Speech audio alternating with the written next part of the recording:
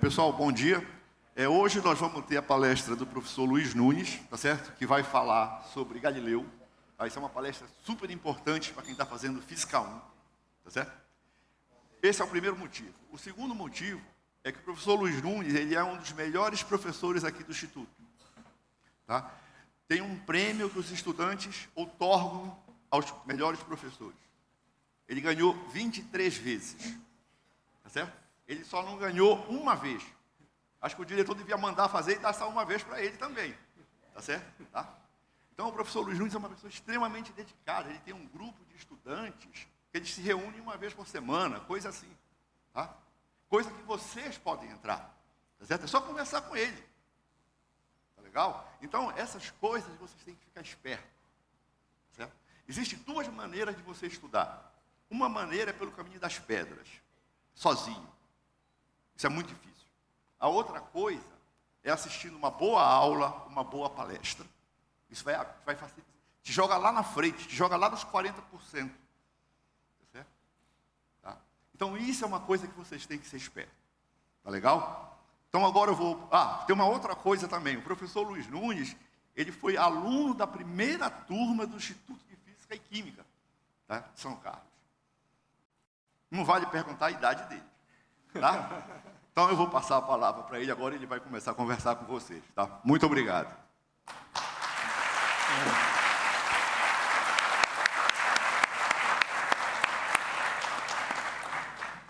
Muito obrigado, Luiz. Vou começar fazendo dois esclarecimentos. Primeiro, em relação aos nomes. O Luiz chama Luiz Antônio de Oliveira Nunes, eu chamo Luiz Nunes de Oliveira. De maneira que, quando ele fala Luiz Nunes, está falando dos dois ao mesmo tempo. Bom, a outra é sobre o título. Houve uma queixa aí sobre isso, o título que eu tinha anunciado. Então, eu quero fazer um esclarecimento. O pessoal dizia que era uma praga contra o Palmeiras. Então, esclarecer que é queda dos corpos, não queda dos porcos. Bom, então, essa apresentação vai ser híbrida. Tem uma parte que é mais de apresentação ali na tela, e depois tem outra em que nós vamos tentar fazer demonstrações. E aí, a competência toda é do Luiz e do Bruno. Bruno, levanta aí, que acho que o pessoal talvez não te conheça. Bruno, que ajudou muito nessa preparação. Tá? Então, vamos chegar lá oportunamente. Bom, mas... então, eu vou falar um pouco... Isso aqui não funciona. Vamos falar um pouco, então, sobre... Vou falar bem pouco sobre a vida do Galileu, falar mais sobre as coisas que ele fez. Mas eu quero começar dizendo que ele nasceu e viveu boa parte da sua vida em Pisa. Outra parte ele viveu em Florença e em Veneza também. Mas no começo era Pisa. E aí em Pisa tem um personagem importante na nossa história, que é aquela que está lá dentro. Deixa eu voltar aqui. Opa, não apareceu. Ali o que vocês estão vendo no quadrinho é a Catedral de Pisa, que tem a famosa torre inclinada aqui do lado. E vocês vão ver que é mais estéreo, queremos. Tá bom, muito bem. Vocês vão ver que eles são personagens importantes na nossa história. Então, por isso estão aí. Beleza. Então, veja, o Galileu nasceu em 1564, foi até 1642. 1642 foi exatamente um ano antes do Newton nascer. Tem uma curiosidade aí nesse intervalo. Mas ele viveu 77 anos. Tá? Bom, ele tem um papel muito importante, sobre o qual eu vou falar pouco até, como inventor. Então, ele inventou vários aparelhos ao longo da vida dele, e ele até fazia um comércio disso. Muita coisa ele fazia e vendia para... Ele tinha problemas financeiros terríveis, e então ele fazia invenções para se financiar, no começo da vida principalmente. Tá? Então, uma das coisas que ele inventou uma primeira versão de um termômetro. Era chamado termoscópio, porque não tinha uma escala graduada, de forma que ele só media variações de temperatura. Então, mas vocês veem ali, é uma coisa simples, é um bulbo que tem ar, está imerso num líquido, quando esquenta, o ar se expande, e aí ele tende a subir, quando o ar esfria, ele contrai e tende a afundar. Tá? E hoje em dia vocês podem encontrar na internet uma versão moderna desse aparelho, tá? Custa cerca de R$150, você pode comprar um termômetro desses daí, tá? Com vários bulbos. Mas é essencialmente a mesma coisa que ele fez. Mas ele fez várias invenções e isso aí acabou influenciando muito a vida dele, conforme vocês vão ver. Tá? Então, estou chamando a atenção para esse fato. Mas vamos voltar aqui à nossa primeira personagem, a catedral. O papel dela aí é o seguinte: dentro dessa catedral, segundo contam os historiadores, né, tudo que eu vou falar é baseado, parte em coisas que o Galileu escreveu e parte em relatos de biógrafos dele, tá? De forma que tem sempre alguma imprecisão que pode acontecer, mas não vamos nos preocupar com isso daí. Mas uma das coisas que se conta é que ele um dia estava assistindo missa na catedral. Ele era muito religioso. Ele estava assistindo missa na catedral, ele viu que quando estava ventando, o candelário, né, o lustre da catedral, balançava. Né? E ele notou que quando mudava o vento, ele balançava menos, e ele conferiu no pulso dele para ver quanto tempo demorava, e ele ficou com a impressão de que o tempo, quando o vento estava forte, ele balançava muito, e quando balançava pouco, era o mesmo. Né? Então, ele falou, será que é verdade isso daí? Então, saiu da igreja, foi para casa e vamos verificar. Então, como é que ele vai verificar? Aí você vê uma pessoa criativa, né? Não é muito fácil de você verificar isso se você não tem um bom relógio. Nós vamos fazer a medida daqui a pouquinho, mas aí com a tecnologia moderna. Né? Naquele tempo, não é tão fácil de você fazer a verificação. Mas ele fez da seguinte maneira, ó, ele pegou 2 pêndulos, fez 2 pêndulos iguais, né? Pendurou no teto da casa dele e tentou fazer o mais parecido possível um do outro, e aí puxou um com uma amplitude grande, puxou o outro com amplitude pequena. Né? E aí largou, e aí veja o que acontece. O pêndulo veio, a hora que eles chegaram na posição vertical, os dois estavam na posição vertical, depois eles foram para lá, foram até o extremo, aí voltaram, voltou, e ele repetiu isso daí várias vezes, e ele ficou convencido de que o período era independente da amplitude do movimento. Tá? Então, isso é uma coisa importantíssima, de várias maneiras. Né? Vou só mencionar que, primeiro, porque isso daí dava, pela primeira vez, uma maneira precisa de se medir o tempo. E ele não chegou a explorar isso, uma certa fase da vida.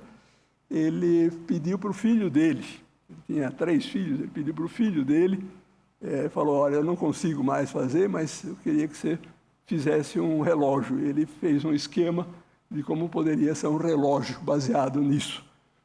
Só que o filho, pelo que se sabe, não conseguiu fazer, acredita que ele tentou, mas acabou morrendo antes de conseguir fazer isso daí. E aí quem de fato fez o primeiro relógio de pêndulo foi o Huygens, isso cerca de 20, 30 anos depois que o Galileu tinha morrido já. Mas a ideia original foi dele. Né? Então, e isso daí, então, te diz que você tem uma maneira de medir o tempo. Outra coisa que é importantíssima é que você tem uma coisa que é invariante, tá? Uma coisa que nunca ninguém tinha pensado. Pela primeira vez você tem uma grandeza que é invariante, que não depende da situação em que você está. Tá? E uma terceira razão tem a ver com o pensamento aristotélico, e nós vamos chegar lá um pouquinho mais adiante. Então, isso daí foi uma descoberta muito, muito importante. E agora nós vamos tentar fazer usando a tecnologia moderna. Certo? Então, nós vamos considerar um pêndulo, esse pêndulo amarelo, tá? E vou ter que sair daqui.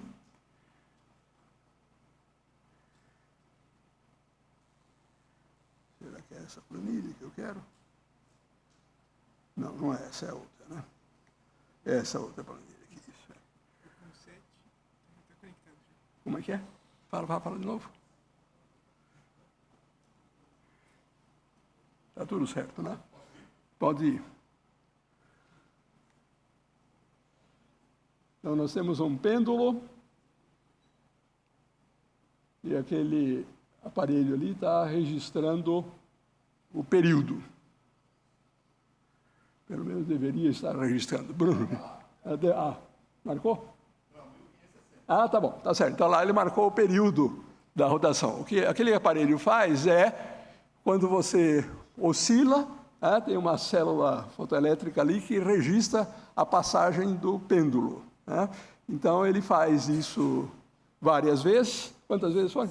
5 vezes. Na quinta vez, ele tirou uma média e deu aquele número ali, 1,5660 segundos. Esse é o período do pêndulo.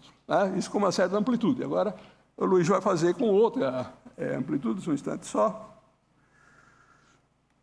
Vamos lá. A luzinha azul, verde ali indica que ele está medindo.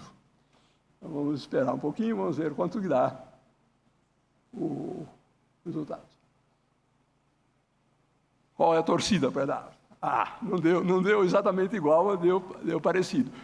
Porque ele não é para dar exatamente igual. Ele depende um pouquinho da amplitude. Quando a amplitude vai ficando grande, ele vai variando bastante. Vocês podem imaginar isso, porque se eu tiver um pêndulo que dá a volta aqui, imagine um que eu jogo com uma velocidade certinha, que ele fica quase em pé. Ele pode ficar um mês aqui até a hora de voltar. Então, tem que depender da amplitude. Isso daí só foi descoberto depois pelo Huygens. O próprio Huygens andou estudando o relógio e ele chegou à conclusão de que dependia da amplitude. Mas, para amplitudes pequenas, não depende. Isso é uma coisa que vocês vão aprender em Física 1. Acho que não chegaram lá ainda, mas em algum momento vocês resolvem o pêndulo e vocês veem que, para pequenas amplitudes, ele tem um movimento em que o período não depende da amplitude. Então, essa foi a descoberta do pêndulo, aí está comprovado. Mas nós podemos fazer mais. Agora ele está medindo o período, aí. E agora a gente vai aumentar o tamanho do pêndulo. O que vocês acham que vai acontecer? Quem tem coragem de fazer uma previsão? Vai aumentar ou vai diminuir o período? Aumenta, vamos ver se é verdade.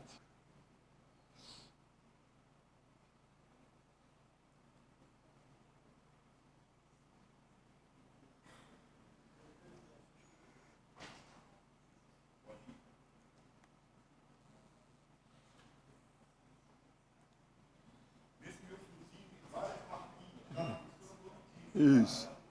Marcou o segundo. Perfeito.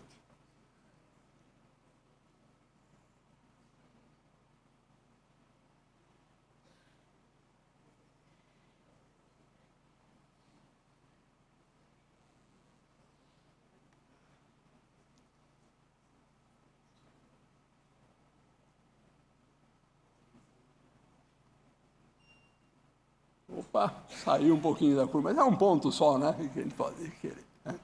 Vamos fazer 7 medidas.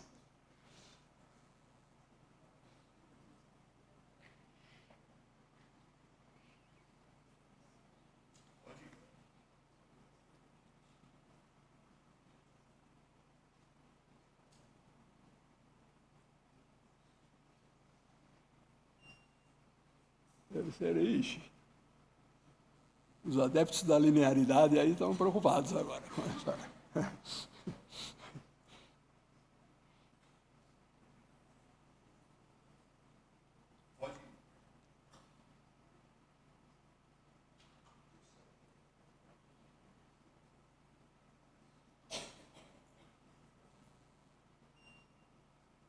Olha lá, claramente não é uma reta.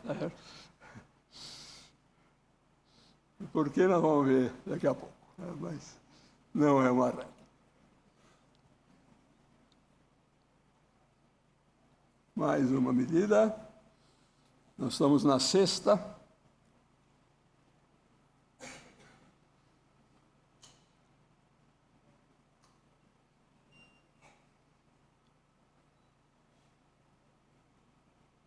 Mais uma.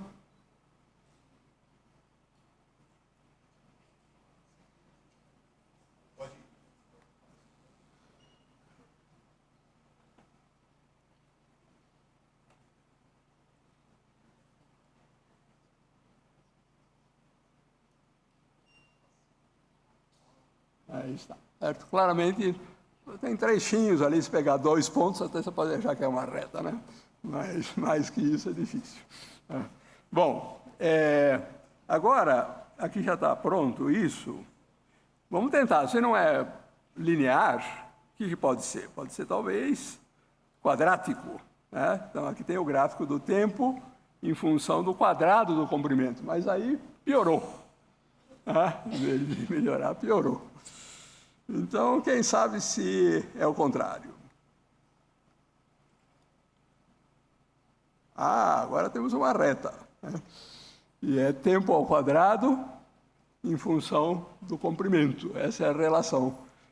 Experimentalmente, você vê que é isso daí. Tá? Se o Galileu tivesse um bom relógio, na época ele poderia até ter visto isso. E aqui é uma coisa interessante. Veja que a relação tem um número aqui, 4. Né? E a gente pode perguntar, o que é esse número 4 que aparece aí? 4,06. Bom, então agora vamos fazer um pouco de análise aqui. Então, veja só, a experiência está aí de maneira esquemática, né? E agora a nossa pergunta é, como que o período está relacionado com o comprimento? Bom, em Física 1 vocês vão aprender a fazer a conta, resolver e chegar a uma conclusão. Aqui nós queremos fazer uma coisa que o Galileu podia ter feito. Isso que nós vamos fazer agora, que vocês vão aprender em Física 1, ele não poderia ter feito. Mas a gente pode fazer uma coisa mais simples e chegar numa relação. Então, eu tenho que pensar assim, o que está envolvido nessa medida aí que o Luiz fez? Né? Quais são as grandezas que tem? Tem o comprimento do pêndulo, tem o período que nós medimos, e a única coisa que sobra disso daí é a gravidade. E certamente a gravidade é importante, né? É ela que puxa o pêndulo para baixo. Então, a única coisa que sobra é a aceleração da gravidade. Né? E vocês podem falar, mas talvez dependa da massa. Não depende, você pode conferir isso daí fazendo com 2 massas diferentes, dá a mesma coisa. Então, só tem essas 3 grandezas. Agora eu tenho que combinar essas 3 grandezas para obter uma relação razoável. E eu sei que a aceleração da gravidade é 9,8 metros por segundo ao quadrado. Tá? O Galileu não sabia, coitado, não sabia nem o que era metro. Né? O metro foi inventado muito depois. Mas ele tinha uma outra medida, mas mesmo assim ele não saberia qual que é a aceleração da gravidade. Aliás, a aceleração da gravidade era um conceito que, nessa época que ele fez essas medidas, era um conceito que nem existia. Ninguém nem sabia o que era isso daí. Tá? Então, mas nós sabemos, né? Então, nós temos esse número.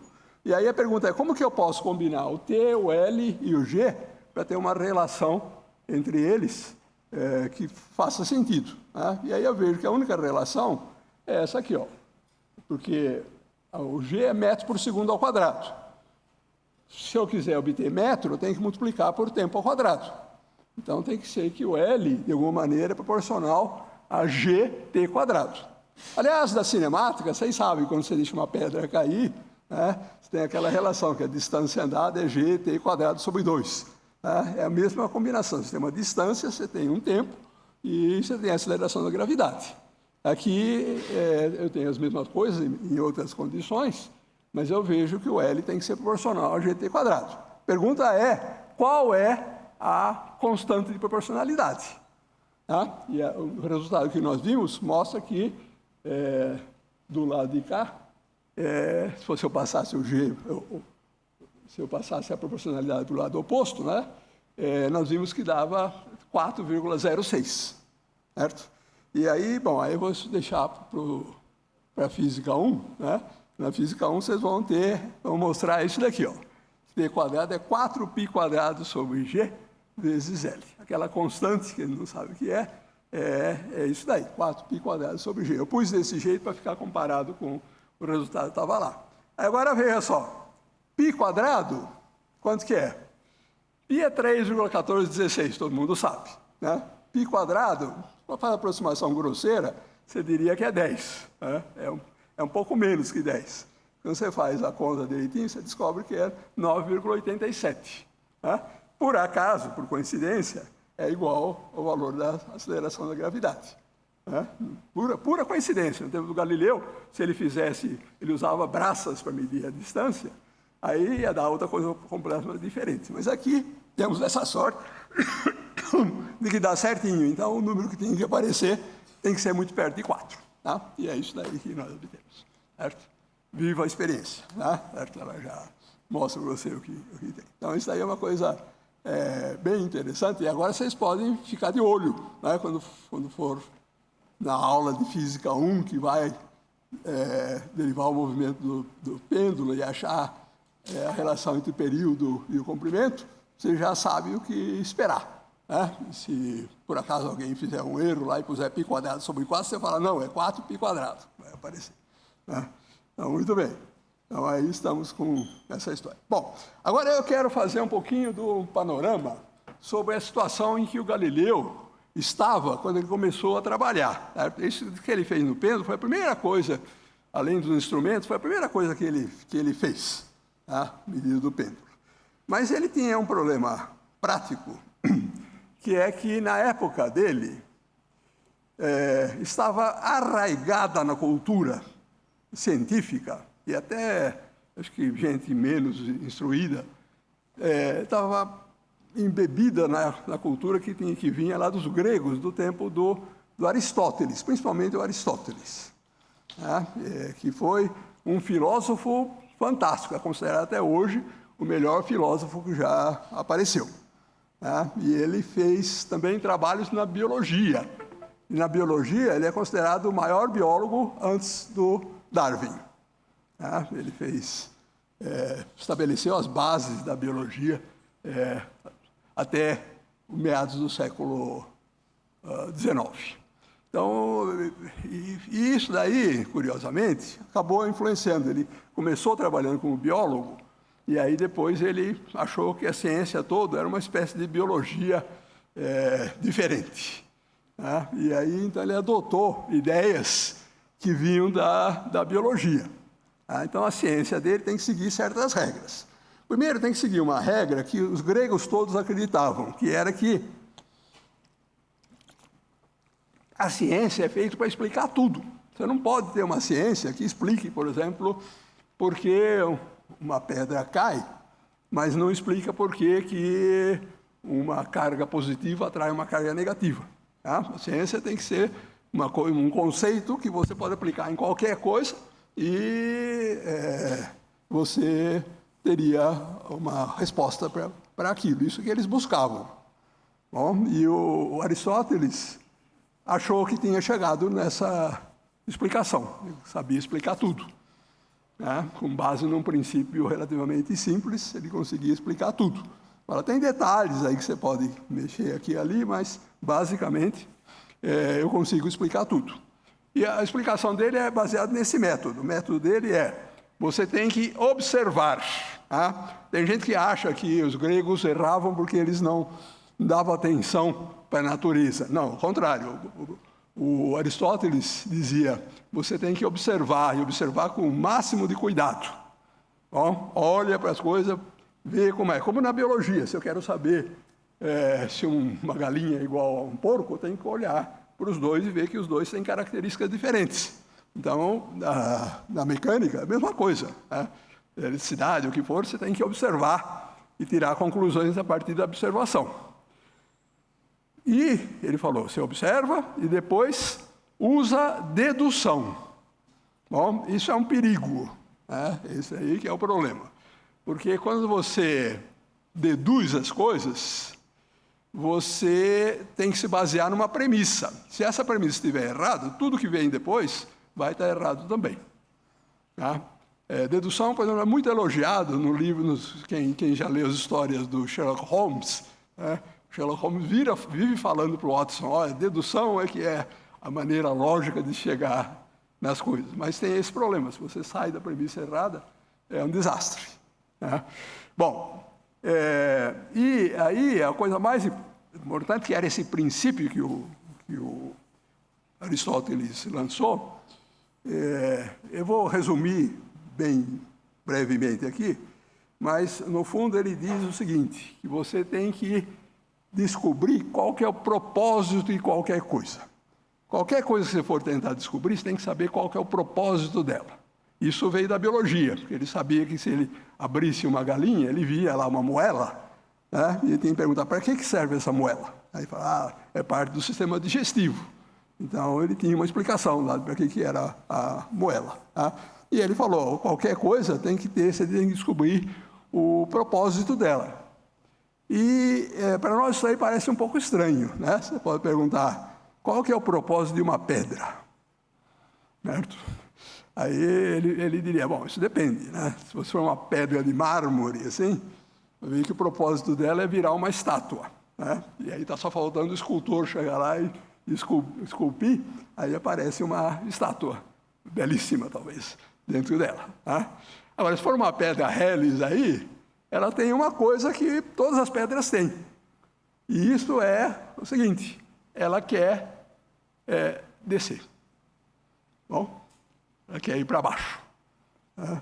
Por que para baixo? Porque lá embaixo, a gente não vê, porque tem a Terra no caminho, mas lá embaixo está o centro do universo. Tá? E tudo quer ir para o centro do universo. Então, essa é a explicação dele. Bom, então eu caio porque eu estou querendo ir para o centro do universo. Não a minha vontade aqui, mas a minha vontade da matéria física minha é ir lá para o centro do universo. Tá? E isso daí, veja, tem consequências interessantes. Primeira coisa, isso explica por que a Terra é redonda. Ela é redonda porque, digamos que não fosse redondo, então uma parte que estivesse mais aqui em cima quer ir lá para baixo, ela acaba indo descendo até todas as distâncias serem iguais.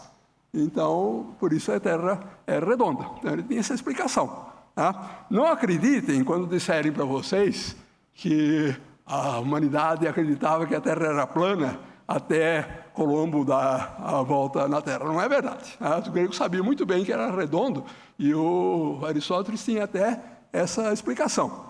Essa lenda aí de que se achava que a Terra era plana foi inventada por um historiador americano no século XIX. Ele escreveu um artigo dizendo isso daí. O pessoal achava que a Terra era plana e tal, e se propagou essa noção. Mas não é verdade. Tá? Então, bem que o Aristóteles não era uma pessoa fácil de você dobrar numa discussão. Certo? Ele tem coisas assim, muito profundas por trás do pensamento dele. E ele dizia, tudo tem seu propósito. E é por isso que tem movimento. Só tem movimento porque, ou porque as pessoas são vivas, têm seres vivos, que eles têm sua vontade própria, ou então porque as coisas querem chegar no seu ponto de equilíbrio, quer dizer, o mais perto possível do centro do universo. Tá? Então, essas são noções que eram bem conhecidas na época. Várias das coisas que ele dizia parecem muito razoáveis, é difícil convencer uma pessoa leiga que não tem estudado de que certas coisas que ele dizia estão incorretas. Tá? E essa era a situação. A igreja aceitava o Aristóteles. O Aristóteles era grego, portanto era pagão. Tá? Mas, no começo, até a igreja combateu o paganismo. Tem o caso mais trágico, aconteceu lá no século IV, V, a Hipácia, né, famosa cientista, a famosa matemática do século V, depois de Cristo, ela foi linchada, basicamente, por um grupo de cristãos que viu, quando ela estava falando, defendendo ideias do paganismo na Grécia, lá em Alexandria. Né? Então, ela foi linchada por causa disso. Nessa época, a igreja era contra tudo que vinha do paganismo. Mas, com o correr do tempo, começaram a aparecer filósofos. E no século XIII apareceu o Santo Agostinho. E o Santo Agostinho falou, não, isso aí não dá certo, porque a ciência essa ciência que o Aristóteles propôs, ela é útil para a religião. Ele fala, a religião é uma relação do homem com Deus. Né? E, além do homem e do Deus, tem a natureza. E precisa de alguém que estude a natureza. E a maneira de estudar a natureza que o Aristóteles propôs é muito parecida com a ideia que a gente usa na teologia. Então, ele fala, é uma teologia da natureza que ele fazia. Então, gostamos muito disso, vamos defender essa ideia. Tá? Então, o que o Aristóteles falava na época era mais ou menos considerado sagrado. Todo mundo, isso na época que o Galileu nasceu, mais ou menos. Tá? Tinha algumas pessoas que já começavam a questionar, mas, pelo menos no mundo católico, o Aristóteles era considerado uma referência muito, muito interessante. Bom, o Aristóteles, então, tinha, veja só, para onde leva essas ideias dele. Né? Tem a Terra aqui, ó. Isso, tem a Terra aqui. E a Terra, no centro da Terra, está o centro do universo. Né? Então, tudo quer cair para cá. As coisas mais pesadas, que são os sólidos, a Terra, ele falava, né? Chegam primeiro, então aqui embaixo.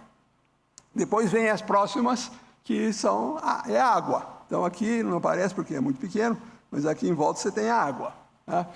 Depois vem o ar. O ar é diferente dos sólidos e dos líquidos. Em vez de ter peso, o ar tem leveza.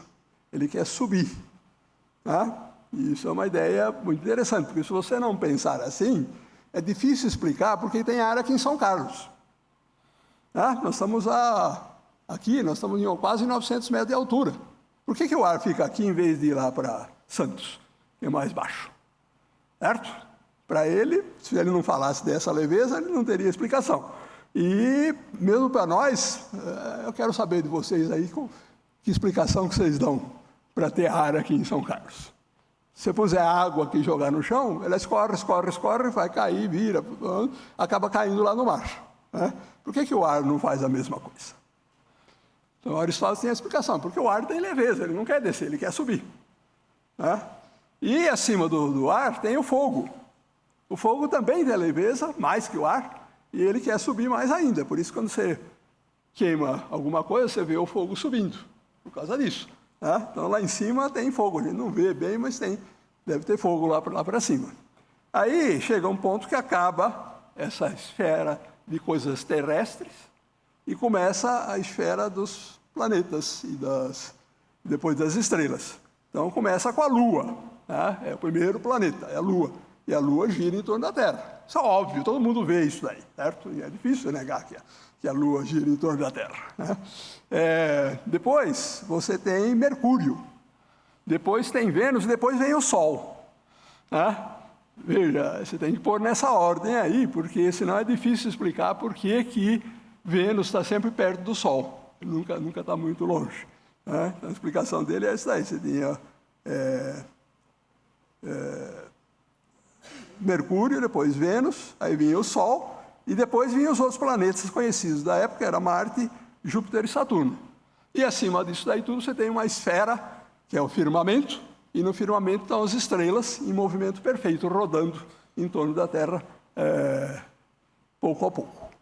Bom, essa era a explicação dele, essa é a cosmologia dele, mas ela vem dessa noção de que tudo tem o seu propósito. E é uma coisa que ele dizia, não pode ter vácuo.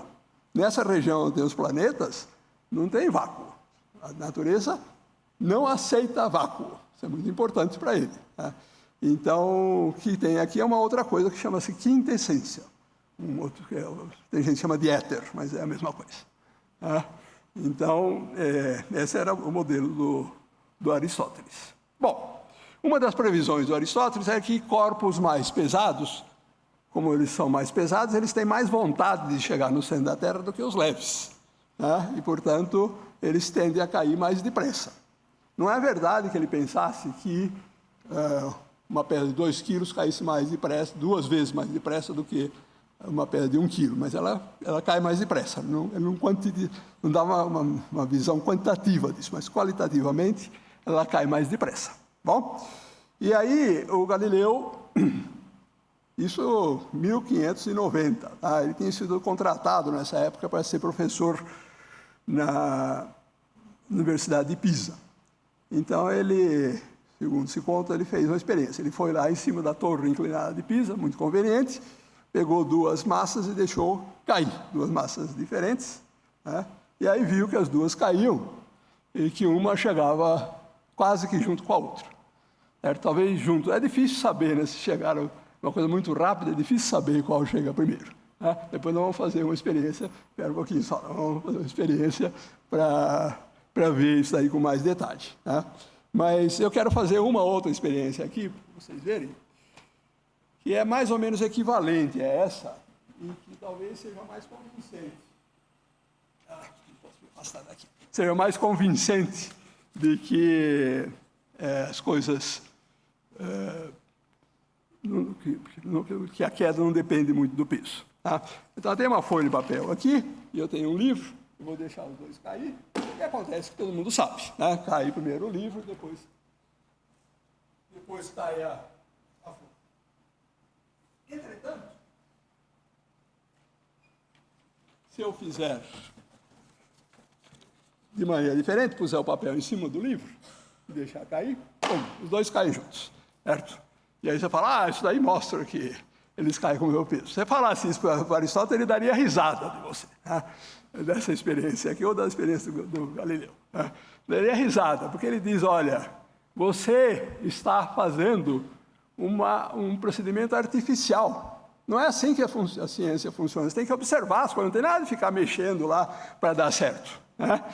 Ele falaria assim, eu sou capaz de fazer um macaco jogar xadrez. Né? Não é difícil, eu só tenho que pegar o macaco. Obrigado. Pegar o macaco, eu mexo o peão do rei e falo para ele, você tem que mexer o peão do rei também. Se ele... por acaso mexeu, eu dou uma bala para ele. Aí, no dia seguinte, eu ponho o peão do rei, ele acaba pondo o peão do rei lá também. Aí eu mexo no cavalo, eu falo, tem que mexer o cavalo. Aí eu dou para ele uma bala mais doce, alguma coisa assim. E assim eu vou treinando, chega uma hora que ele é capaz de jogar uma partida de xadrez. E se eu escolher bem, ele pode jogar a partida de um grande mestre e tal. É só aquela partida, né? Ele sabe jogar. Né? Então ele fala, é isso que você está fazendo aqui. Né? Você montou uma situação em que viola um princípio básico da natureza. Você inventou essa coisa de pôr o papel em cima do... Porque ele fala, olha, as coisas não são tão simples assim. Quando a pedra cai, atrás dela, ela produz um vácuo. Tá? A natureza não quer vácuo, então produz um vento que vem ali. E esse vento interfere com o movimento. E no papel, com certeza, interfere muito. Tá? Então, isso daí, não aceito essa experiência. Faça outra se você quiser, porque essa daí para mim não serve. Tá? Então, essa ideia aí, e mesmo essa experiência do Galileu, não servia para provar coisa nenhuma. Bom, então, o Galileu ficou pensando, o que ele tem que fazer para ter uma comprovação mais completa. Né? E isso que vamos fazer aqui agora está descrito nesse livro. Veja que esse livro foi publicado em 1638, lá no fim da vida dele. Porque isso depois eu vou falar. Mas já em 1590, ele já sabia o que ele tinha que fazer. Né? Ele descreve no livro quase 50 anos depois. Mas aí ele faz essa experiência, agora nós vamos fazer. Tá? Ele vai fazer a experiência com uma rampa, né? Um plano inclinado. Tá? Então, a experiência é essa daqui, ó. Eu tenho uma bolinha, tá? Que vai descer um plano inclinado, e ele quer medir o tempo que a bolinha leva para descer. Problema complicado para ele, que ele não tem relógio. Tá? Mas essa experiência que nós vamos fazer agora é muito fiel ao que ele fez. Tá? Então, vamos lá.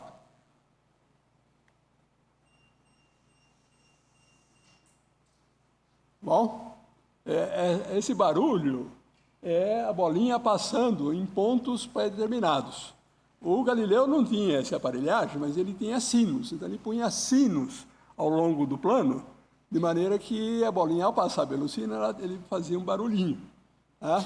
E a coisa importante, ele não punha os sinos igualmente espaçados.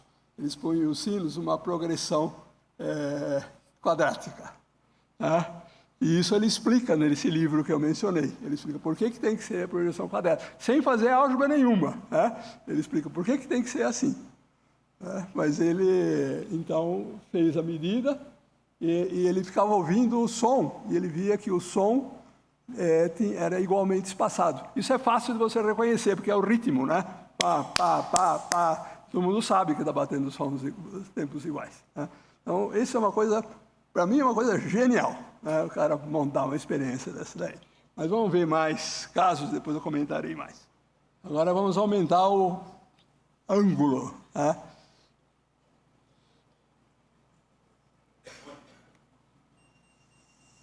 Agora você vê que ficou difícil de acompanhar o som. Né? O Galileu não fazia com tanta inclinação.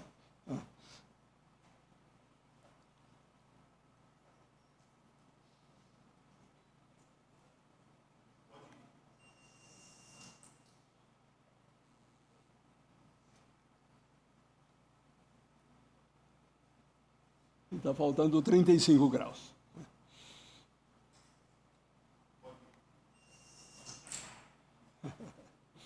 Tá bom. Veja como 35 graus parece muito, né?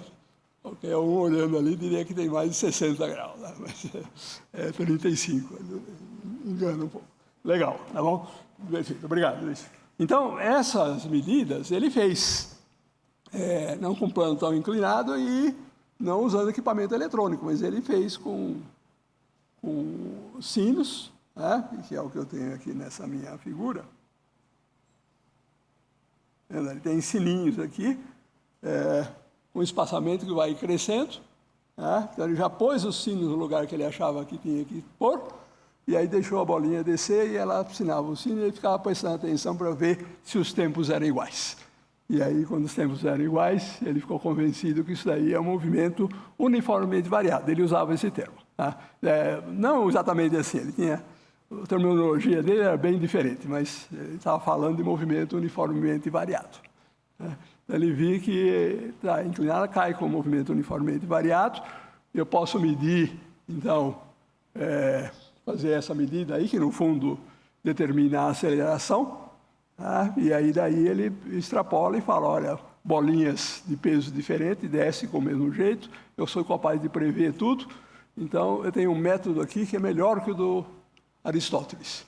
Eu posso medir, ter certeza de que as coisas estão sob controle, porque eu tenho medidas, maneira precisa de fazer a medida.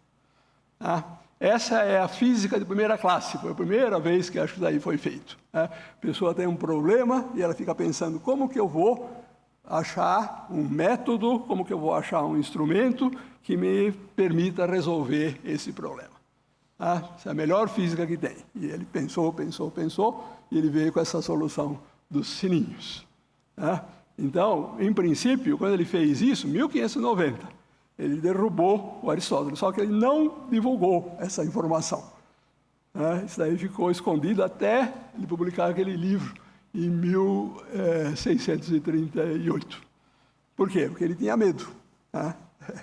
Não era brincadeira esse negócio de querer enfrentar o Aristóteles nesse tempo. E mesmo quando ele publicou o livro, ele publicou na Holanda, porque, eu não sei se era porque ele tinha mais medo da repercussão na Itália, ou se não encontrou, talvez ele não tenha encontrado ninguém na Itália que tivesse coragem de publicar. Mas ele acabou publicando pouco antes de morrer, mas publicou. Então, essa é a grande virada aqui. Isso é um método científico, certo? É a maneira de você medir as coisas que a gente usa até hoje. E ele, ao fazer isso, ele abriu as portas do mundo para essa revolução que vinha pela frente. O Newton depois soube desse negócio aí, e ele fez todo o trabalho dele, e o Newton fala, olha, eu consegui ver longe porque me apoiei nos ombros de gigantes. Um dos gigantes era o Galileu. Então, porque aí o mundo já estava, a porta já estava aberta, o resto era fazer as coisas. Não tira o mérito do Newton, claro, mas sem isso daí, dificilmente alguém teria coragem de fazer essas mudanças. Ia demorar mais tempo, com certeza. Bom, então isso daqui é sobre a queda dos corpos. Eu vou... podemos gastar mais aí uns 20 minutos? Pode, tá bom. Então eu vou agora falar sobre a parte cosmológica do trabalho do Galileu.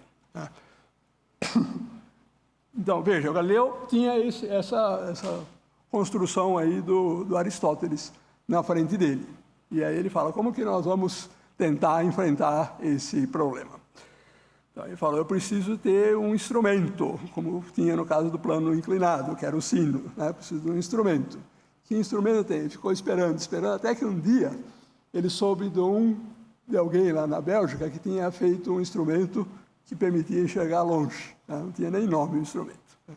Aí, de alguma maneira, ele teve uma descrição do instrumento e aí ele construiu, na verdade, várias versões. Aqui tem 2 que estão lá no Museu Galileu, lá em Florença. Mas ele construiu vários telescópios com lentes. Né? Nessa época já tinha lente para óculos, então ele saía nas óticas pedindo lente e conseguiu fazer telescópios que aumentavam até 30 vezes. Né? Uma grande novidade. Né? Era uma coisa tão importante que ele deu um telescópio desses para a sociedade, seria a prefeitura, o Grande-Ducado de Veneza. Né? E o Grande-Duque ficou tão contente com aquilo que o contratou com um salário muito acima dos outros professores para trabalhar na Universidade de Veneza. Então, ele inventou o telescópio, aperfeiçoou. Isso foi no finalzinho de 1609. Isso é documentado, porque ele escrevia nas notas dele. Né? E aí ele começou a olhar para o céu com os instrumentos. Né? Então, a primeira coisa que ele olhou foi a Lua. 30 de novembro de 1609. Ele olhou para a Lua, viu a Lua, e ele falou, olha, a Lua não é aquele queijo perfeito que todo mundo pensa que é. Né?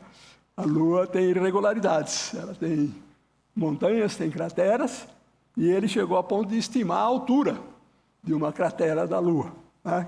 Que não é pequena. Né? A maior parte das crateras da Lua, das crateras grandes, chega a 5.000 metros de altura entre o piso e o ponto mais alto. Né? E ele estimou em 7.000 metros, que seria a medida de hoje. Então, ele mostrou isso daí e falou, olha, à medida que o tempo vai passando, as crateras, elas tem sombras aqui, ó, tá vendo? Essas sombras é sombra da parede da cratera. Conforme a posição da Lua fica em relação ao Sol, a sombra aumenta ou diminui.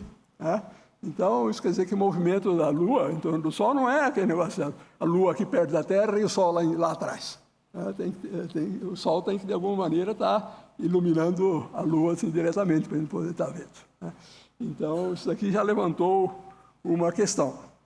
Aí, ele olhou para Júpiter. Né? E quando ele olhou para Júpiter, ele descobriu que Júpiter tinha uns pontinhos em volta, ele chamou de estrelas, né? Deu o nome do Grande-Duque de Florença, para as estrelas, chamou as estrelas as estrelas cosmianas, né? Em homenagem ao Duque. Mas esse nome não pegou, porque tinha um outro cara que mais ou menos na mesma época olhou e viu, e aí pôs esses nomes que nós usamos hoje, Io e assim por diante. Né? Então, mas ele descobriu, né? E ele viu aqui, aqui está aqui a data, o ano 1610, então, 17 de janeiro de 1610, um satélite está aqui, outro está aqui está Júpiter e aqui está o outro satélite. Né? Dia seguinte, então, em posições diferentes, dia seguinte, e ele foi marcando dia por dia onde estavam os satélites, né? E aí ele mostrou, isso aí está rodando em volta de Júpiter. Né? Então, não está rodando em torno do centro do universo. Né? Paradoxo. Né? Como é que pode ter uma coisa que está rodando, não está mais rodando em torno do universo? Então, isso daí foi uma ruptura fantástica. Né? E depois, ele olhou para Vênus, né? E aí a ideia que se tinha na época era que Vênus, todo mundo sabe, Vênus fica mais brilhante, menos brilhante, conforme você olha à noite, e a ideia que se tinha era isso daí, ó. Isso aqui é a ideia do Aristóteles. A Terra está aqui, no centro. A Terra está aqui no centro. E aqui está Vênus rodando e aqui está o Sol. Né? E aí, conforme o Sol vai passando, às vezes ele ilumina mais e menos. É isso aí que você tem que ver. Então, Vênus tinha que fazer isso aqui, diminuir e aumentava, como uma casca de lua. Né? Aí o Galileu olhou e viu que não é assim. Né? Ele viu que a lua é assim, ó. E tem, às vezes tem, o Vênus às vezes tem uma casquinha só, mas às vezes tem a Vênus cheia. Ele falou, é igual a lua. Né? Curiosamente, ele escreveu num livro isso daí, e usando, ele era gozado, ele escreveu usando um anagrama. Né? Ele escreveu a frase que ele escreveu foi: a lua se comporta como a mãe dos amores. Mãe dos amores é Vênus. Né? E ele fez um anagrama, escreveu trás para diante, para as pessoas tentarem descobrir o que estava escrito ali. Né? Mas aí depois decifraram e queria dizer isso daí. A Vênus tem fases como a lua tem. Né? Então, isso não pode ser de acordo com aquela visão do Aristóteles. E, por outro lado, se você admitir que está rodando em torno do Sol, facilmente você mostra que ela tem que ter essas fases, assim como a Lua. Bom, porque aí tem hora que ela está... Aqui é a Terra, tem horas que Vênus está do outro lado em relação ao Sol, aí é Vênus cheia. Tem hora que Vênus está do lado de cá, então é Vênus nova, é como a Lua, exatamente. Então, isso daí mostra que não é bem como o Aristóteles tinha pensado. Por fim, ele olhou e viu manchas solares. Tá? E ele foi registrando também dia a dia. Aqui tem um exemplo. Né? No dia 24 de junho de 612, tinha manchas no Sol desse jeito. Depois, dia 25, elas estavam nessa posição. 26, 27. Né? Então, você tem manchas no Sol, já é meio surpreendente, né? Aquele Sol perfeito tem imperfeições, e, além disso, as manchas andam, né? O que significa que o Sol não é uma coisa estática, tem algum movimento lá dentro dele. Né? E o Galileu ficou muito impressionado com isso daí. De fato, isso daí, teve um outro padre que, na época, viu também, teve 4 pessoas que, na época, viram as manchas solares. E o Galileu ficava furioso com isso. Ele dizia que era ele que tinha descoberto. E eu dizia, não, fui eu que vi e tal, não sei o quê. Né? Mas, de qualquer maneira, foi uma descoberta fantástica. E outra coisa terrível, né, é que ele olhava para o Sol com um telescópio para ver onde estavam as manchas. Né? Senão, ele não conseguiria fazer esse desenho. Né? E o resultado disso foi que ele ficou cego. Nos últimos 10 anos da vida dele, ele passou cego por causa disso. Né? Então, ele fez. Então, você vê, isso daqui tudo é um ataque devastador sobre tudo que o Aristóteles falava. Né? E aí você esperaria que o pessoal aceitasse. E ele começou a falar sobre isso. Né? Você vê, essa história aí foi... Em 1612, em 1615, ele começou a conversar com a pessoa, falar, olha, tem isso daí, tem evidências de que o sistema geocêntrico, em que a Terra está no centro, é errado, que o correto é o sistema heliocêntrico. E vai para lá, para cá, a pessoa fala, cuidado, né? Tinha papas lá que ia morrendo papa, nascendo papa, e ele ficava esperando. Aí teve uma época que um papa que era amigo dele foi eleito. Né? Aí ele foi lá falar com o papa, e o papa falou, interessante, por que você não escreve um livro contando tudo isso daí? Né? Todas as evidências, mas tome cuidado. Não fale só do sistema heliocêntrico, fale também do sistema geocêntrico. As pessoas têm que saber que tem os dois, você conta um e conta outro, e aí cada um escolhe aquele que achar mais razoável. né? E o Galileu fez exatamente isso, né? Ele escreveu esse livro, Diálogos sobre os dois sistemas do mundo. Os dois sistemas do mundo são o sistema geocêntrico e o sistema heliocêntrico, né? E ele escreveu de uma maneira muito interessante. São diálogos, isto é, você tem 3 pessoas que estão conversando. Uma pessoa se chama Salviati. Essa pessoa é o alter ego do próprio Galileu. Depois, você tem outro que chama Sagredo. Esse Sagredo é um cara que é neutro, mas ele é bem razoável, ele vai aceitando os argumentos bem. E tem outro que chama Simplício, que é um aristotélico de carteirinha. E ele tem objeção a tudo que vai aparecendo, mas os argumentos dele, você vê pelo nome dele, né, Simplício, né? Os argumentos dele são sempre muito fraquinhos, né? E o Galileu vai, e ainda mais junto com o Sagredo, eles conseguem convencer o Simplício de que as coisas são do jeito que o Galileu está falando e não do jeito que Aristóteles falava, né? E ele escreveu assim, né? E ainda por cima, lá no fim do livro, ele põe uma frase em que ele diz que, bom, tudo bem, tem esses 2 sistemas, mas Deus é todo-poderoso, Deus pode fazer de um jeito e pode fazer do outro. Ele escolheu fazer desse jeito aqui, em vez de fazer do outro, né? E acontece que quem falava essa frase era o Papa, né? O Galileu tinha ouvido essa frase do Papa e ele escreveu lá isso daí, né? Só que ele pôs na boca do Simplício, né? E aí o pessoal foi falar, olha, o Galileu está falando que você é uma besta, Papa. O cara que não tem nada de bom senso, né? É o cara mais ignorante que tem lá, é o Papa.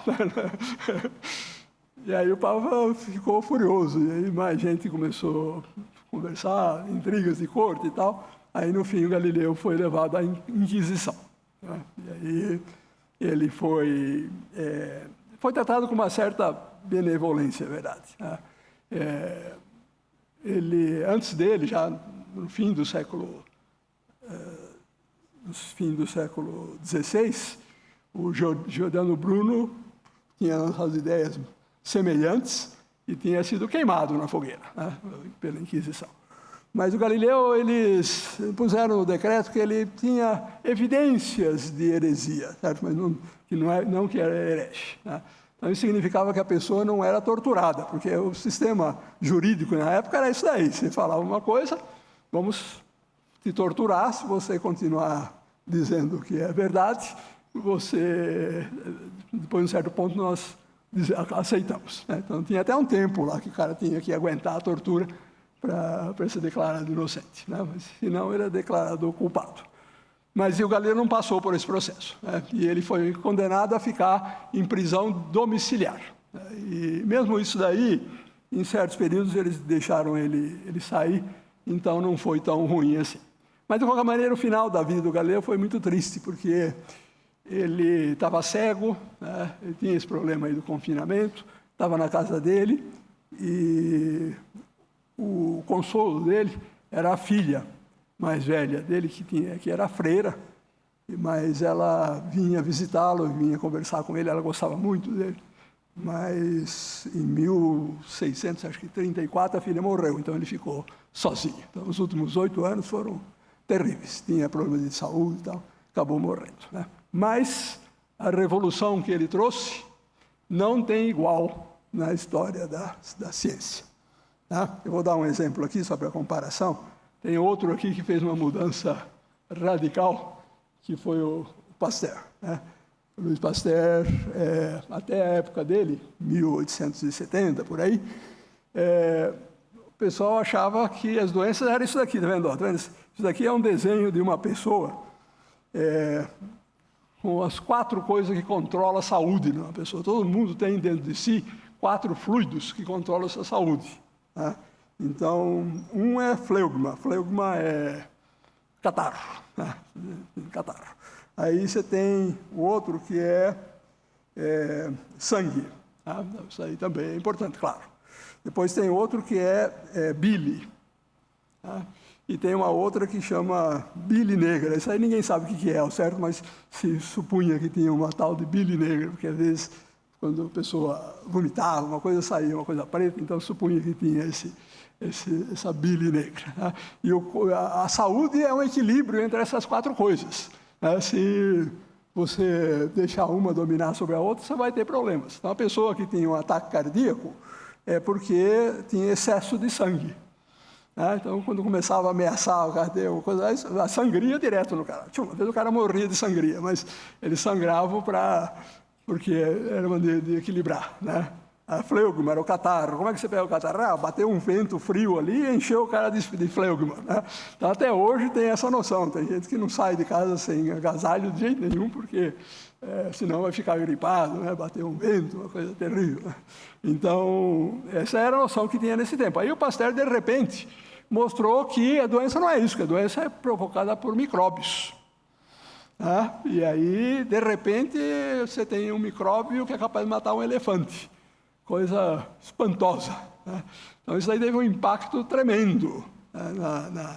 Não só na ciência, no dia a dia. Quando eu era criança, isso aqui já acabou, mas no tempo quando eu era criança, as coisas que mais impressionavam era essa história da relação de coisa grande com pequena. Os filmes daquela época eram todos sobre os melhores filmes, né? Ou era filme de faroeste, ou era filme de épicos, ou então os filmes eram de coisa grande e pequena. Tinha lá a Mosca de Cabeça Branca, que era um cara que... Agostinho talvez tenha assistido o filme, não? Era um cara que virava metade, a cabeça dele ficava do tamanho de uma mosca, e o resto do corpo dele ficava pequenininho, lá com a mosca só com a cabeça dele. Tá? E coisas assim, o incrível homem que encolheu, não sei, era tudo isso daí, toda essa história de Tarzan e os Homens-Formiga e tal, e assim vai. Né? Então, isso aí é o resultado desse impacto da ideia do Pasteur, que as pessoas ficaram muito impressionadas. Depois, com o tempo, veio o DNA e tal, apareceram coisas mais interessantes. Mas, na época, ele teve esse impacto que pegou a ciência também. Porque, veja, a física, antes do Pasteur, o que era? Olha, fluidos, muita gente estudava fluidos, tinha astronomia, né? E tinha aqui eletricidade também. Eletricidade, o que é? Campo elétrico, campo magnético. Né? Ninguém falava em partículas. De fato, tem um livro aqui na matemática, do Poincaré, né? Que é um cara, um matemático físico de grande renome, e lá no livro ele fala, olha, está saindo uma noção aí de que a eletricidade se deve a umas partículas chamadas elétrons, né? Uma besteira sem medida. Né? Então, ninguém acreditava nisso. Mas depois que o Pasteur fez a descoberta dele, o pessoal começou a falar, deve ter coisas interessantes no mundo microscópico, vamos olhar. Né? E aí, o resultado, uns 20 anos depois, apareceu o Thomson, que conseguiu medir a razão da carga sobre massa do elétron, mostrar que tinha os elétrons e tal. Aí, daí para frente, abriu-se a porteira. Né? Então, aí descobriram próton, depois núcleo atômico e assim por diante. Aí veio mecânica quântica e assim foi. Né? Essa é uma revolução que começou com o Pasteur, com certeza. Né? Foi ele que chamou a atenção para a importância do mundo microscópico. Mas, apesar disso, a descoberta do Pasteur é nada comparada com aquilo que o Galileu fez. Né? É o cara que pegou uma coisa que era crença generalizada, inventou os métodos que ele precisava para fazer, mostrou que que tem um método que você pode confiar, é um método científico, e você obtém resultados que vão aumentar o conhecimento científico. Então, é uma pessoa que merece todo o nosso respeito. Bom, eu vou acabar falando um pouquinho sobre minha vida aqui como aluno. Né? Como o Luiz falou, eu fui da primeira turma aqui da física, do curso de física. Né? O curso começou em abril de 1970. Né? Então, aí vocês podem calcular a minha idade, né? Apesar que o Luiz não quis falar. Mas... então, começou em abril. Né? Então, aconteceu o seguinte, quando fui fazer o vestibular, eu fiz vestibular para o Instituto de Física lá de São Paulo, né? Que era onde tinha o curso de Física. E eu passei, entrei lá, mas na época que eu estava começando, apareceu a notícia de que ia ter um vestibular para um curso de física novo aqui em São Carlos. Então eu fiz o vestibular, passei também, e aí, dilema, para onde vou? Uns falam, vai lá que tem mais experiência, outros falam, aqui é novo, pode ser mais interessante e tal. Eu falei, eu vou assistir uma semana, eu vou assistir, as aulas iam começar em abril, eu falei, vou assistir até abril, eu vou assistir aula lá em São Paulo, depois eu venho aqui e assisto uma semana. Se eu gostar mais, eu fico aqui, senão eu volto para lá. E eu fiz assim. Mas acontece o seguinte, lá em São Paulo, tinha havido o AI-5, o golpe da ditadura, 2 anos antes. E vários professores tinham sido caçados em 1969. Então, quando eu entrei, os veteranos falavam, aqui era muito bom, mas agora acabou, não tem mais ninguém, não vai ter nenhum professor que preste aqui mais. Tal, né? Os bons todos foram caçados. E além disso, tinha tido também a reforma universitária, que antigamente todas as ciências da USP, lá em São Paulo, estavam congregadas na Faculdade de Filosofia. E aí, em 1969, 70, começaram a separar. Então, fizeram estudo de física, estudo de química, matemática e assim por diante. O resultado disso é que a gente ia assistir a aula, cada um tinha uma maneira diferente de achar o que era essa tal reforma universitária. Então, na matemática, por exemplo, tinha a noção que tinha que se usar o chamado método Keller, que é um método assim, pelo menos como eu vi, foi assim. Você chegava na sala de aula, uma sala desse tamanho assim, tinha um professor sentado na mesa, tinha uma pilha de livros em cima da mesa, e ele falava, estão os livros aí, vocês estudem, e daqui meia hora eu vou chamar alguém para ir lá na lousa e para demonstrar alguma coisa. Então o cara chegava lá, pegava o livro, via, dali meia hora, demonstra o teorema fundamental do cálculo aí para mim. Aí o coitado quase desmaiava, né? Aí um dava palpite, outro dava palpite, o professor falava, tal. Você saía lá, eram 4 horas de aula, você saía, aprendizado zero, não tinha nada. Né? Aí eu fui assistir uma aula, né? Isso aí foi uma casualidade, mas acontece. Né? Fui assistir uma aula de química, e era um professor que era catedrático, seria o titular hoje. Né? Aí todo mundo tinha expectativa e tal. Né? Aí ele foi lá e foi demonstrar a lei de Stevin. Né? A lei de Stevin é aquela que diz que a pressão, a diferença de pressão entre 2 pontos é densidade vezes aceleração da gravidade vezes altura. Né? É facílimo de demonstrar. Ele ficou 1h20, mais ou menos, e não conseguia chegar no resultado. Né? Então eu falei, está muito mal isso daí. Aí vim aqui para São Carlos.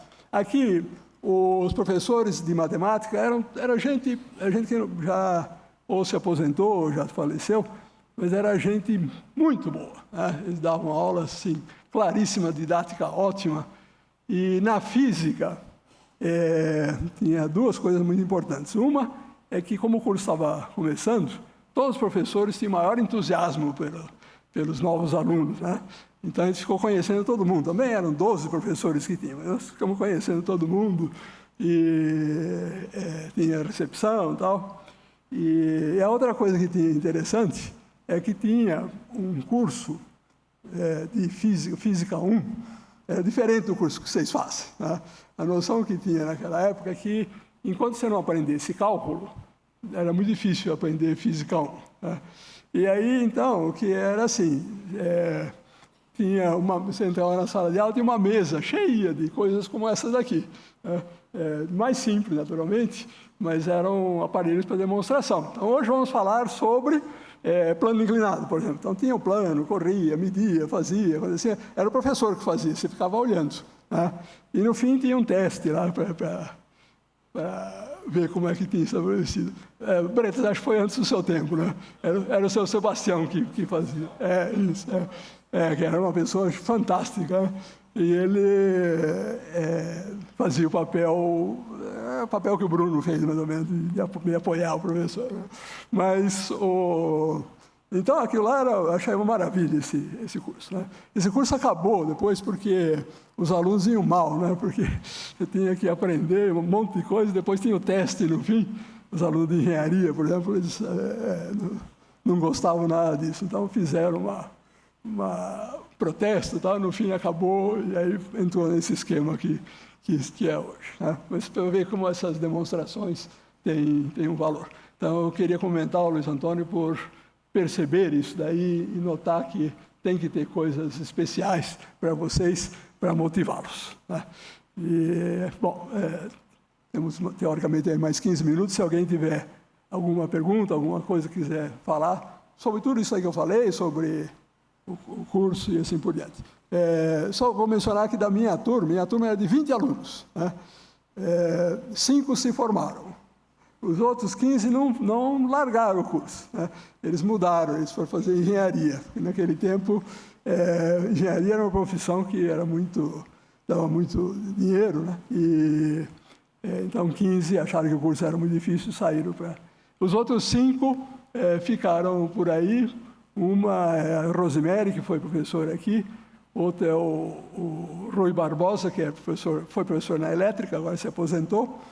E depois o outro era o Luiz Roberto Salomão, que agora acho que se aposentou, mas ele era professor na Academia de Força Aérea de Pirassununga. Né? E tinha o quinto, que era o Arthur Vieira de Vasconcelos, mas ele foi fazer mestrado no CBPF e nós perdemos o contato. Depois de algum tempo, eu fiquei sabendo que ele faleceu num acidente lá no Rio de Janeiro. Né? Então, esses eram os nossos 5. Né? Agora, foi um período fantástico, porque, em particular, tinha um professor aqui, que era o professor Almir Massambani, que era a Teresa daquele tempo. Né? E ele tinha um entusiasmo pelo curso, assim, uma coisa fantástica. Né? Então, ele conhecia todos os alunos e ia falar, você não está indo bem nessa matéria, você tem que ir melhor, você tem que estudar mais, tem que não sei o quê. Então, era outro mundo. Né? Era um tempo difícil, porque era tempo de ditadura e tal, mas tinha uma coisa que eu me lembro com saudades dessa época aí. Né? Então, agradeço e espero que vocês tenham uma oportunidade como as que eu tive aqui. Obrigado.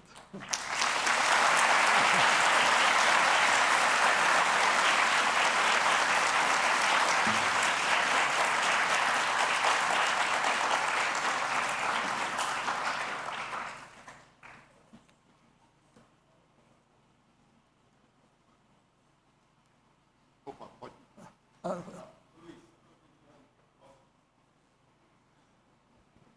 Uma curiosidade, baseado no que você acabou de comentar para a gente. Por que você foi estudar física? Por que estudar física aqui em São Carlos ficou tá claro, bom, mas tá por bom. que física? Isso é interessante. Tem gente que gosta de matemática, né?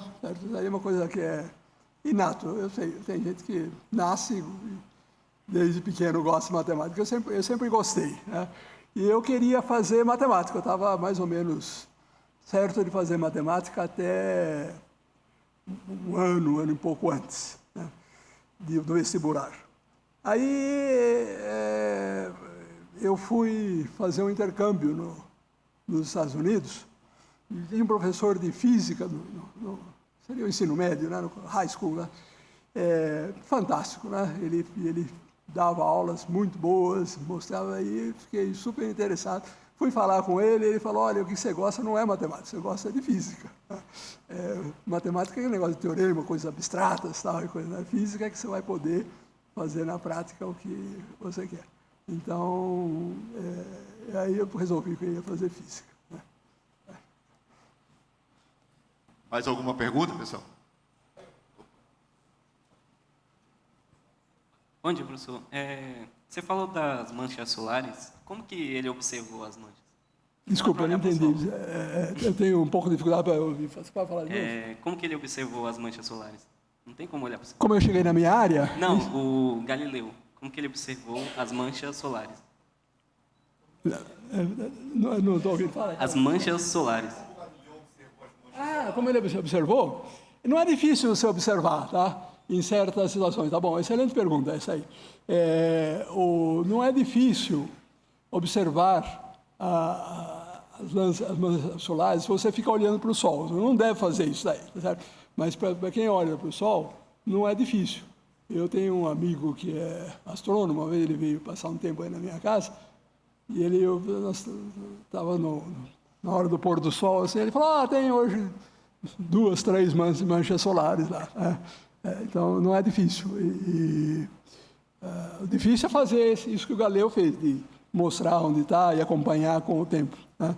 Mas deve ter sido por acaso que ele, olhando para o céu, viu. Né? Bom, certamente, depois de ter visto a Lua, Vênus e Júpiter, ele quis olhar para o Sol. Né? Ele olhou para Saturno também e ele achou meio estranho o negócio dos anéis. Ele, no começo, achou que eram satélites também. Né? Depois de algum tempo, acho que, não sei se foi ele ou alguém, mas esclareceu que eram anéis. Aí eu não entendi, nem ouvi. Olhando diretamente, pois é. E depois com o telescópio, né, que ele foi. É loucura, isso daí é uma coisa que você não faz de jeito nenhum. Né? Isso. Não, hoje, se você quiser, tem esses óculos de eclipse, né, que você pode... compra na internet, é baratinho. Aí você pode olhar tranquilamente, você pode ver. Certo? E você vai ver, elas são bastante comuns. Aqui no observatório, tem um negócio chamado Domingo Solar, né? Em que o tempo tem que estar bom, tal, mas aí você vai lá e aí eles projetam a imagem do Sol numa folha de papel e aí você pode ver. Né? Aí eu já vi manchas lá, é bem fácil de ver. Né? Oi, tudo bem? Queria primeiro parabenizar pela apresentação e pelo seu trabalho, eu achei muito admirável. Eu queria perguntar se,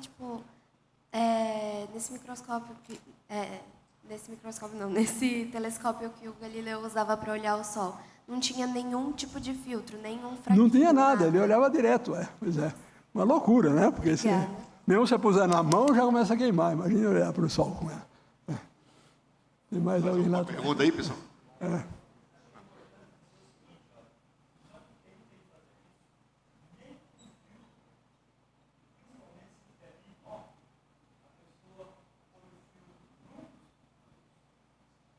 Sim,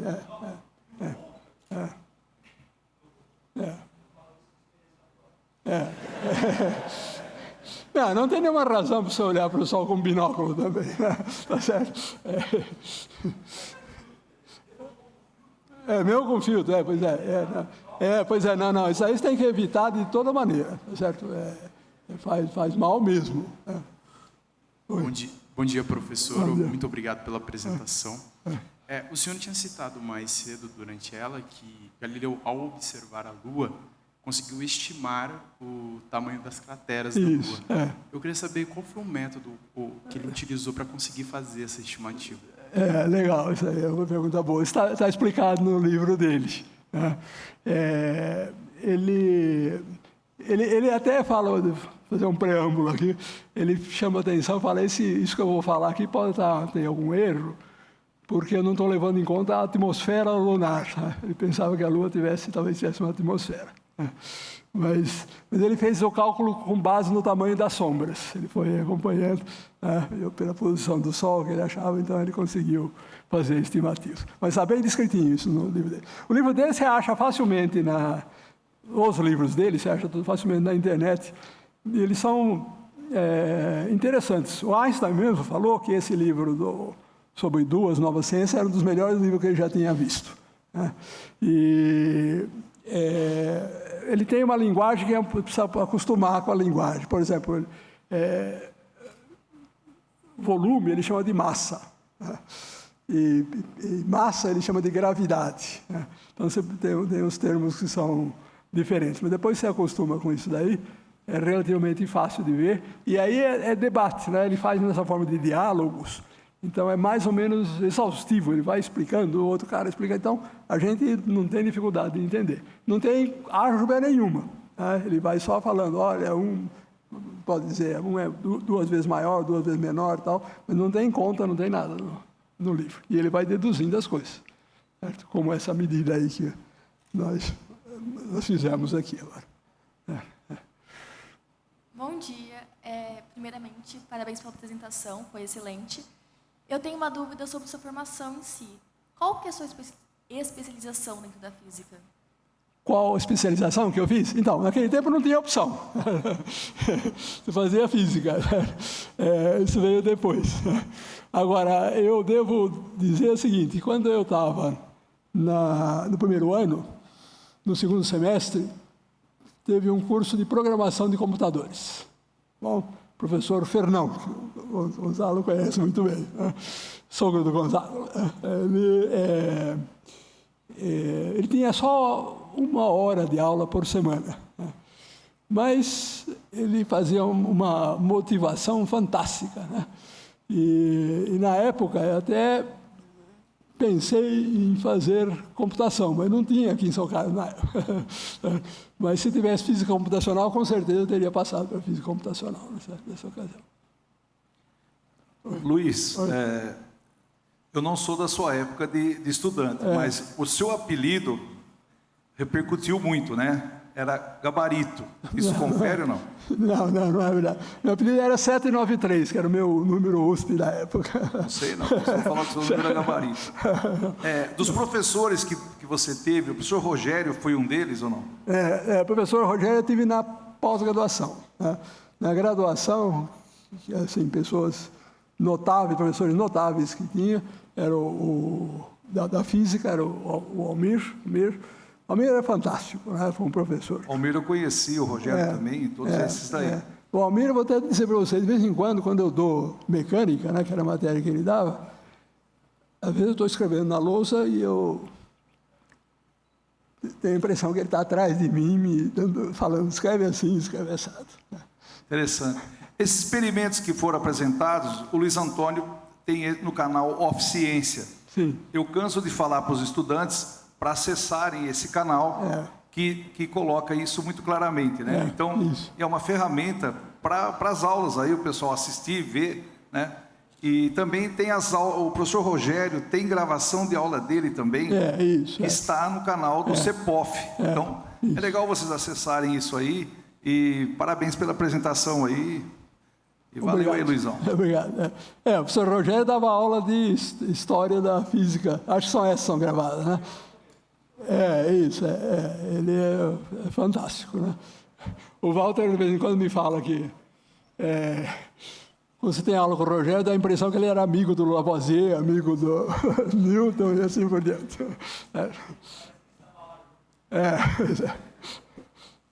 Luiz, obrigadíssimo. Eu queria aproveitar a ocasião para dizer como tem sido um privilégio enorme para todo mundo que está no Instituto há muito tempo, como eu, 44 anos, conviver com o Luiz e ter o Luiz como nosso mentor, nosso professor, nosso amigo, nosso colega. Então, é um privilégio que o nosso Instituto tem de ter você conosco e espero que por muito mais anos.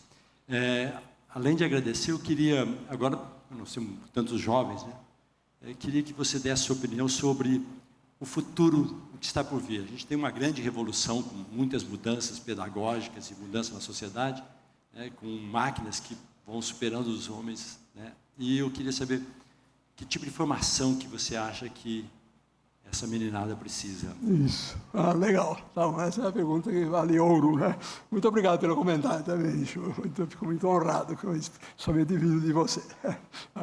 Mas, então, em resposta a isso, eu vou contar uma história que aconteceu acho que em 1999. Né? Naquele ano, a Sociedade Americana de Física estava fazendo 100 anos. Então, eles fizeram um simpósio e uma das coisas que estavam discutindo era ensino de física. Né? Tinha uma sessão, então, que era ensino de física. Aí eles convidaram várias pessoas para falar e uma delas era o presidente da Boeing. Né? E aí eles falaram, o senhor pode... Ele falou, não, pode deixar que eu falo no fim. Vamos falando, aí eu falo no fim. Aí os outros vinham lá falar, o ensino da física precisa mudar, porque agora vem telecomunicações. Então, os estudantes têm que ter uma base muito forte de telecomunicações. Aí o outro fala, não, é computação, então tem que ser uma base muito forte de computação. E assim por diante, cada um ia lá apresentando. Aí chegou a hora do presidente da Boeing, ele levantou e falou assim, bom, eu quero falar uma coisa para esse pessoal, tem muitos estudantes aqui na plateia, então eu vou falar para vocês o seguinte, vocês sabem química, mas vocês não sabem química de jeito nenhum como um químico sabe, né? Vocês sabem um pouco de eletricidade, mas o engenheiro de elétrico dá de 10-0 em vocês, né? E assim foi falando lá todas as matérias. Aí ele falou, bom, mas aí vocês podem se perguntar, por que a Boeing contrata físicos? Não seria mais fácil comprar um engenheiro, um químico, ou o que fosse? Aí ele falou, bom, a gente contrata esse pessoal, mas a gente contrata físico também. E se você for olhar na estrutura, no organograma da Boeing, você descobre que lá no chão de fábrica não tem físico nenhum. Mas quando você vai subindo na estrutura, o número de físicos vai aumentando. No fim, quase só tem físico, né? A razão é a seguinte, ele falou, é que o físico aprende um pouquinho de cada coisa, mas fica uma visão geral que as outras disciplinas não dão. E isso daí é o que vale mais. Então, aí tem uma lição. Tá? E eu devo dizer para vocês que essa é a sensação que eu tenho. O curso de física que eu fiz aqui, ele me preparou, não preparou para nada específico, mas me preparou para aprender coisas novas. Tá? A gente tem muito mais facilidade, nós físicos temos muito mais facilidade de aprender coisas novas do que qualquer outro tipo de pessoa. E várias vezes encontrei gente que falou assim, puxa vida, como é que você sabe disso, você nunca estudou? Mas eu falo, é porque eu sou físico, né? Eu tenho... É fácil você procurar e encontrar as razões que estão por trás das coisas e vocês vão chegar lá. Então, sem dúvida, revoluções enormes, né? Tanto na parte técnica, como na parte técnico-científica, como talvez na ciência básica mesmo, deve vir grandes revoluções aí pela frente. Vocês, se fizerem um bom curso de física, estarão preparados para o que vier. Tá? Vocês terão facilidade de se adaptar a qualquer ambiente. Precisa fazer um bom curso, fazer um mestrado, pós-graduação é muito bom para isso, né? Você, principalmente o doutorado, também aí você aprende a mexer com muitas coisas, e aí vocês podem ficar tranquilos que qualquer coisa que vier, vocês são capazes de enfrentar. Pessoal, me desculpe, eu vou dar uma distraga prazer, mas a gente precisa finalizar, porque às 10 tem um outro evento aqui, tá? Mas o professor Luiz Nunes está por aqui sempre, está direto, procurem ele, conversem com ele, tá? Então, vamos agradecer novamente ao professor Luiz Nunes. Obrigado.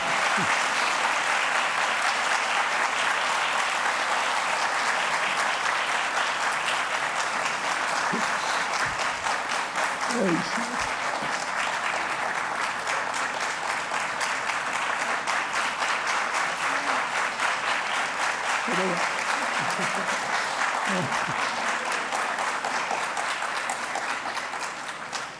Nunca tive tamanha honra na minha vida.